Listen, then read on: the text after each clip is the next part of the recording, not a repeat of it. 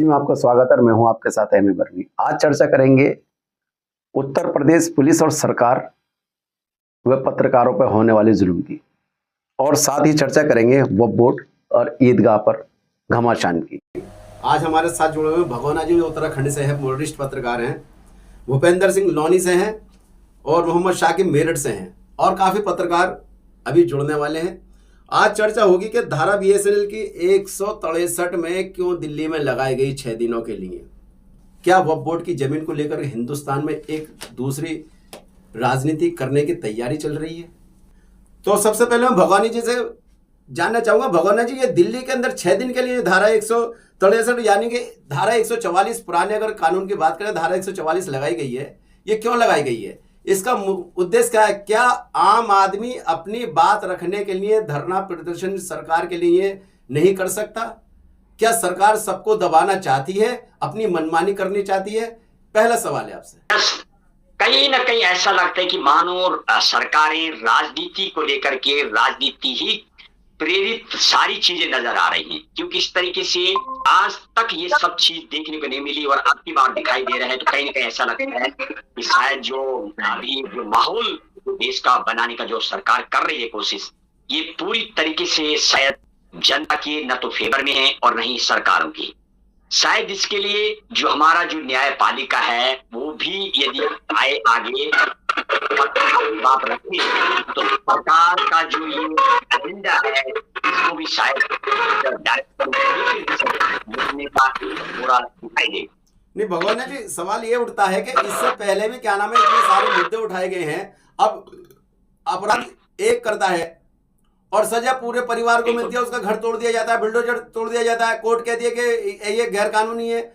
तो ये मनमानी कब तक चलेगी? अब धारा 163 लगाने का मकसद क्या है? क्या अपनी आवाज हम पूरी दुनिया को, देश की न्यायालय को नहीं बता सकते? कहीं ना कहीं इसके लिए जो धाराएं हैं, इसके लिए कोर्ट को ये पावर होती है किसी को घर तोड़ना या घर क्या होगा। तो सरकारी मान ज्यादातर जो सरकारों काम अभी नजर आ रहे हो, ऐसे लगता है कि न्यायपालिका को इसमें बिल्कुल दूर रखा जा रहा है और सरकारें अपनी मर्जी का मानो फैसला लेती है और एक्शन भी देखने को मिलता है। नहीं, एक सवाल और इसके लिए एक सवाल और भी बनता है। अभी एक हमें जानकारी मिली है कि दिल्ली के अंदर आईटीओ पर, एमसीडी पार्क के अंदर, भगत सिंह पार्क के अंदर पूरे कमिश्नर से लेकर पूरे कम से कम 2000 आदमी इकट्ठे हुए। उनके लिए धारा 163 क्यों लागू नहीं की गई? खाली जनता के लिए क्यों की गई है? गरीब के लिए क्यों की गई है? ये कहीं ना कहीं जो आम जनता का जो मौलिक अधिकार है उसका पूरा हनन है। इस तरीके से हर आदमी को, हर नागरिक को फंडामेंटल राइट है अपनी बात को रखने का, और उसको भी शायद जो ये अभी नजर आ रहा, जैसे कि अभी बताया जा रहा, जो धाराएं इम्पोज की गई हैं, कहीं ना कहीं जनता की आवाज को दबाने के लिए मानो सरकारें ये सब माहौल को बनाती हुई नजर आ रही। तो आपके कहने का मतलब ये कि धारा जो 163 लगाई गई है, ये गैर कानूनी तरीके से लगाई है, खाली जनता के लिए लगाई गई, अफसरों के और सरकारी विभाग के लिए नहीं है, ना नेताओं के लिए? बिल्कुल, इसके ये जो अभी जो दिखाई दे रहा, ये सारा यही नजर आ रहा कि जनता की आवाज को दबाने के लिए मानो अभी चुनाव का जो अभी माहौल अभी देश में चल रहा है, ये भी शायद पार्टियों के दिमाग में कहीं ना कहीं लगता है कि है, और यही कारण है कि सरकारें इस तरीके से जनता की आवाज को, उनका जो फंडामेंटल राइट है उसका भी हनन मांग करती दिखाई। हमारे साथ शाकिब जुड़ा हुआ मेरठ से। शाकिब, ये बताइए, उत्तर प्रदेश के अंदर जो एक माहौल चल रहा है, गरीब की सुनी नहीं जा रही है, पत्रकारों के ऑफिस में गोली चलाई जा रही है और पत्रकारों को दबाया जा रहा है, क्योंकि पत्रकार एक ऐसी कड़ी है जो सरकार और जनता के बीच की आवाज उठा करके सब कुछ सुनाता है, जनता तक पहुंचाता है, न्यायालय तक पहुंचाता है। क्या पत्रकारों के साथ वहाँ इंसाफ हो पा रहा है? सर, मैं आपको बताना चाहूंगा, बिल्कुल पत्रकारों के साथ इंसाफ नहीं हो रहा है। पत्रकारों को उत्पीड़न लगातार उत्तर प्रदेश में चल रहा है। पत्रकारों के साथ मारपीट, गोलीबाजी, पुलिस की गुंडाई पूरी तरीके से चल रही है। पुलिस तो ये समझ लो इस टाइम पे फुल गुंडा राज यूपी में चल रहा है। पुलिस का गोली खुलेआम चलती है, उसके बाद भी कोई शिकायत नहीं दर्ज हो पाती और पीड़ित परिवार धक्के खाते हुए अपना वापसी आ जाते हैं। उत्तर प्रदेश पुलिस, उत्तर प्रदेश सरकार तो कहती है कि क्या नाम है, हम बहुत न्याय कर रही है, हमारी पुलिस बहुत अच्छा काम कर रही है, बदमाशों को भगा रही है, अपराधियों को भगा रही है, पकड़ के उनके घर तोड़ रही है। तो ऐसा तुम्हारे साथ क्या हो रहा है? जनाब, हमारे साथ ऐसा ही हो रहा है कि हमने जो है सच्चाई और ईमानदारी के साथ अपना कार्य करते हैं। जैसे अभी हमने सट्टे, कसीनो, शराब कोर्ट और मुर्दा मवेशी सारे धंधे बंद करा दिए, पुलिस की आमदनी बंद हो गई। उसकी रंजिश मानते हुए हमारे खिलाफ ये सब साजिश रची जा रही है और पुलिस ही हमारे कार्यालयों पर, दफ्तर पर गोली चलवा रही है। इसकी शिकायत आपने लिखित में की है? जनाब, इसकी शिकायत आपको हम बता दें, मुख्यमंत्री से लेकर नीचे थानेदार तक की है, उसके बाद में भी कोई हल नहीं निकला तक। अब हम इस मामलों को लेकर सुप्रीम कोर्ट पहुंचे हैं। तो अब क्या उम्मीद लगती है आपको सुप्रीम कोर्ट से कि आपको इंसाफ मिल पाएगा? जनाब, मैं आपको बता दूं, हमें न्यायपालिका से बहुत उम्मीद है कि न्यायपालिका हमें इंसाफ दिलाएगी और हमें न्यायपालिका पर भरोसा है। आपका मेरठ पुलिस और उत्तर प्रदेश सरकार से कोई शिकायत है? जनाब, मेरठ तो इस टाइम पे फुल गुंडा राज कर रही है। मेरठ के अंदर अभी भी 2 घंटे पहले फर्जी दबिश मारे गई है और मेरे पर दबाव बनाया जा रहा है कि समझौता कर लो, समझौता कर ले। मैं मान नहीं रहा हूँ, उसके बावजूद मुझे बहुत टॉर्चर किया जा रहा है। तो आपने इसकी शिकायत करी कहीं? अभी हमने इसकी शिकायत डीजी साहब के यहाँ पर की है और हमारे फोन पर बात भी हुई है साहब से। उन्होंने तुरंत कप्तान साहब को आदेश पारित किए हैं। भगवाना जी, आप उत्तराखंड से जुड़े हुए हैं, मैं भगवाना जी के पास वापसी आने चाहूंगा। भगवाना जी, यस सर, क्या मेरी आवाज आ पा रही है? जी भगवाना जी, आप उत्तर प्रदेश, बिहार, बॉम्बे, गुजरात, पूरे भारत में घूमते हैं और पत्रकारिता करते हैं। मैंने जैसे आपके बारे में सुना है, क्या उत्तर प्रदेश के अंदर वाकई में ही, सच में ही उत्तर पुलिस व प्रशासन दबाव बना रही है या गुंडागर्दी कर रही है या मनमानी कर रही है? कहीं ना कहीं सरकार ये जो दिखाने का प्रयास करती है, यूपी के मैं बात करूं कि बहुत अच्छा पर लॉ एंड ऑर्डर है, तो शायद ऐसा भी नजर आता है कि कई फैसले जो न्यायपालिका को करने हैं वो पुलिस ले लेती है।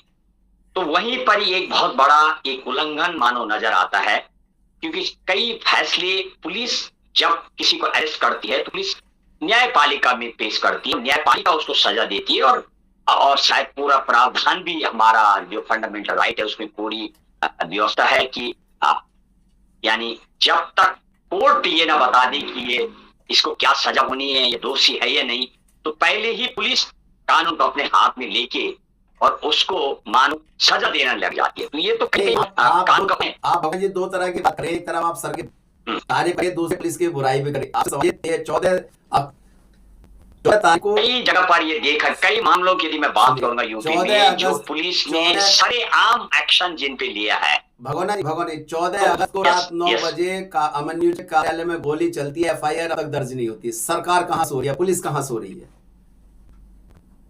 कैसे आप कहेंगे कि फैसले सही है? ये तो मेरठ पुलिस का और एक मामले, पूरे ओवरऑल ये मैं बात कर रहा हूँ, जो मुझे नजर आता है उसमें ये भी है, कई एक्शन के वो ऐसे हैं जो कि न्यायपालिका को करना और पुलिस अपना काम न करके दूसरी दिशा में काम करने लगाती है। यानी कि आपको कहने का मतलब पुलिस सरकार को बदनाम कर रही है, पुलिस सही काम नहीं कर रही। कहीं न कहीं पुलिस ऐसे आदमी को सस्पेंड करना चाहिए, जो करने नहीं चाहिए। ऐसे आदमी को सस्पेंड करना चाहिए, नहीं चाहिए? बिल्कुल, लॉ ऑर्डर तो बहुत जरूरी है कि रहे, क्योंकि हर एक का ये मौलिक अधिकार है और पूरा अधिकार है हमारे जानने का दोषी है कि नहीं है, ये तमाम चीज का जानने का राइट है। और बिना दोष निकले सजा दे देना, ये तो कोई लॉ एंड ऑर्डर नहीं है मेरे ख्याल से। भगवान जी, आपकी बातों से लगता है कि आप पुलिस से या किसी से शिकायत है और आप भी नहीं इंसाफी की है, लेकिन हम ये कहना चाहिए कि ऐसे पुलिस अधिकारियों के खिलाफ और एक्शन लेने वाले जनता को इंसाफ करे और वरिष्ठ IAS एंड IPS को जाकर इन ऐसे मामलों की खोज छानबीन करनी चाहिए। ऐसा भी हो सकता है बिल्कुल। ऐसा भी हो सकता है कि ऐसा भी हो सकता है कि आरोप सही और क्या पुलिस या प्रशासन दबाने की कोशिश कर रही हो, कहीं उनके अपने आदमी इन्वॉल्व हो जिस चीज को, ये तो जस्ट बात पता पड़ा। ये प्रेशर क्यों बना रहा है उसके परिवार? जांच करके ये सब जांच के विषय हैं और फिर उसके बाद ये फैसला कोर्ट को करना है कि दोषी है नहीं। ये फैसला तो पुलिस नहीं है भाई। क्या ये तनाव बनाने की कोशिश की जा रही है या बढ़ाने की कोशिश की जा रही है या प्रचार किया जा रहा है? यह सब जिस हिसाब से अब जो दिखाई दे रहा है, कहीं कहीं मानो लगता है कि पुलिस जो है रवैये में फंसी नजर नहीं, उसका रोल नहीं है इसमें। दिल्ली हाईकोर्ट ने एक स्टेटस रिपोर्ट मांगी थी, कहा कि प्रॉपर्टी किसकी है, तो वह बोर्ड ने कहा कि प्रॉपर्टी हमारी है और डीडीए ने कहा प्रॉपर्टी हमारी है। तो इस बात को लेकर के वहां पे एक लगाने की प्लानिंग थी और वो प्लानिंग के लेकर बहुत बड़ी फोर्स तादाद में गई और जब से ही विवाद चल रहा है। तो देश के अंदर नफतर करके राजनीति करने का एक चलन बचा है कि दिल्ली की राजधानी देश की राजधानी दिल्ली को भी नहीं छोड़ा जाए। बिल्कुल, कहीं न कहीं जो राजधानी दिल्ली का केंद्र है और यदि वहां पर माहौल स्थिरता का स्थिर जो माहौल दिखाई देगा तो पूरी जगह हो सकता। तो ये न्यायपालिका का सबको पालन करना है और न्यायपालिका जो अपना फैसला है तब तक ही सब कुछ करना है कि उसके लिए बनी हुई है। तो इसमें राजनीति लोग गुमराह करने का तो कोई नहीं बनना चाहिए और यही रहा है कि मानव राजनीति के लोग कहीं न कहीं चीज। भगवाना जी, यस सर, स्वतंत्रता सेनानी की जिन मूर्तियां लेते हैं वो जनता के हित में है, सारी जनता उससे खुश रहती है। प्राइवेट प्रॉपर्टी होती है, धर्म से जुड़ी हुई नहीं होती। किसी की भी मूर्ति लगा ली। जब 2 अक्टूबर है, आज इसलिए बात कर रहा हूँ, जयंती है, हमारे प्रधानमंत्री जी की जयंती है, राष्ट्रपति की जयंती है, तो ऐसे टाइम पर माहौल बना कहाँ तक उचित है? ये तो देश के लिए बहुत ही एक स्थिति पैदा करने का मानो कोई ऐसा साजिश नजर आती है। इस तरीके से होगा तो कैसे देश आगे बढ़े, कैसे जो भाईचारा है ये सब कैसे मेंटेन रह पाए? शायद कहीं न कहीं इसके लिए जो कानून व्यवस्थाएं हैं इनका जो फैसला है ये पूरी जमीनी में उतरना चाहिए ताकि लोगों को खास तौर पर ऐसा भी लगता है कि मानो राजनीति के लोग ज्यादा इस चीज को लेकर के चल रहे बराबर, आम जनता अपने शांति से मानो आगे बढ़ रही, ऐसा जब हम रिपोर्टिंग करते हैं तो ऐसा नजर आता है। एक सवाल मेरा आखिरी आपसे ये है कि क्या आपके पास जब से आपने पत्रकारिता शुरू करी है उससे भी कोई मुकदमे किए हैं पुलिस ने? जनाब उससे पहले मेरे पर 151 तक का मुकदमा था। क्या 151 होती है, लेकिन जब से मैंने अपनी ईमानदारी और जनता तक पहुंचाने का कार्य किया है और जो गलत गैर कानूनी कार्य होते हैं उन्हें मैंने इजाजत करने का काम किया है, उसके बाद फर्जी मुकदमे लगातार पुलिस मेरे पर दर्ज किए जा रहे हैं। केवल एक ही पार्टी है के पास, उससे ही डायरी लेती है, दर्ज कर लेती है। करती है पार्टी? जनाब वो पार्टी जाती है थाने में, बैठते पैसे मांग रहा था, कोई प्रूफ नहीं है, कुछ नहीं है, और केवल एक मुकदमा लगाते 384 की रंगदारी मांगी। आज तक पुलिस को सबूत नहीं कि मैंने पैसे मांगे। कारोबार क्या रहे, कहाँ है वो? जनाब ये भू माफिया सरकारी जमीनों पर कब्जा करने का कार्य है और ये लोग जो हैं गुंडा हैं, बवाली हैं, जबकि इन्होंने खुद अपने एक सरकारी पोर्ट की संपत्ति को अवैध हॉस्पिटल खड़ा कर दिया। इनके पेट्रोल पंप वगैरह भी कुछ चल रही है क्या? जनाब इनों के पेट्रोल पंप भी चल रहे हैं गैर कानूनी तरीके से, और आप मैं ये भी जानकारी दे दूं, जो ये हॉस्पिटल चल रहा है पूरा इलीगल है, बोर्ड की संपत्ति है, कोई एनओसी नहीं है। मेरठ पुलिस की देख रेख में ये हॉस्पिटल चालू हुआ है। तुमने इसके खिलाफ कोई शिकायत दी है? इसके खिलाफ हमने मेरठ विकास प्राधिकरण को 3 बार शिकायत किया, 2 बार ध्वस्तीकरण हुआ है, 2 बार चला इसके ऊपर। उसके बाद में मेरठ पुलिस ने इसको कहा है खड़ा होकर।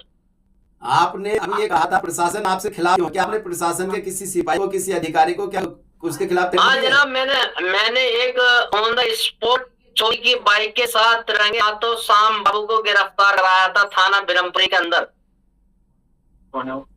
ये एक सिपाही है और ये इसके ऊपर हाथ बड़े बड़े लोगों के थे। मैंने ऑन द स्पॉट अपना कार्य करते हुए इस थाना बिरमपुरी इंस्पेक्टर सबको विष्णु कौशिक इंस्पेक्टर थे, उन्हें रंगे हाथों बाइक समिति से दिया। उन्होंने अपना कार्य करते हुए तुरंत मुकदमा दर्ज कर इसे जेल भेजा। और इसके अलावा तूने कैसे कार्य किए जो पुलिस आपसे नाराज है? जनाब मैंने इसके अलावा मुर्दा मवेशी, सट्टे, कटान, जो कितने भी गैर कानूनी काम है सबके खिलाफ आवाज उठाई है। जैसे फर्जी किडनी चोर डॉक्टर हुए, किडनी चोर डॉक्टरों को पकड़वाया सर। लगातार हर जो मुर्दों मवेशी हो रही है, लोगों को मरे हुए गाय भैंसों का मीट खिलाया जा रहा है, होटलों पे सप्लाई होता है। मैंने वीडियो बनाकर चैनल पे दिखाया। उसके बाद अब मुझे ये मिल रहा है नतीजा कि आज मुझे मुकदमे मिल रहे हैं कि पुलिस की आमदनी हो गई बंद और मुझे दबाव बनाने को लगातार मेरे परिवार को परेशान किया जा रहा, मैं परेशान किया जा रहा। इसकी शिकायत आप वरिष्ठ अधिकारियों से की है? जनाब मैंने इसकी शिकायत एडी साहब से की, टेबल पे बैठकर की, खुद जाकर की, कोई एक्शन नहीं हुआ। उसके बाद में एडी साहब ने कप्तान साहब से बोला, सीओ साहब से बोला, सीओ साहब ने भी कोई कार्रवाई नहीं की। ना अब मुझे किसी भी कार्य करने वाला हो केवल न्याय पाएगा। शुक्रिया साहब आपका। जी भूपेंद्र साहब, क्या आप आ पा रहे हैं, सुन पा रहे हैं मुझे? तो मैं ये चाहता हूँ कि जो भी सागिर जी के साथ हुआ है ये बहुत गलत हुआ है और फाइलिंग के पास वीडियो है।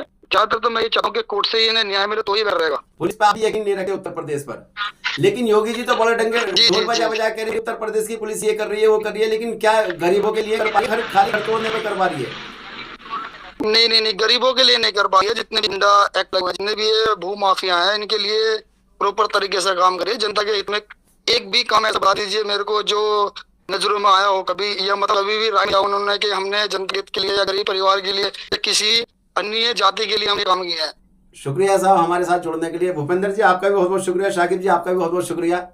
और कल दोबारा चर्चा होगी 8 बजे एक नए मुद्दे के साथ। इसी के साथ मैं एमए बर्नी विदा लेता हूँ। नमस्कार।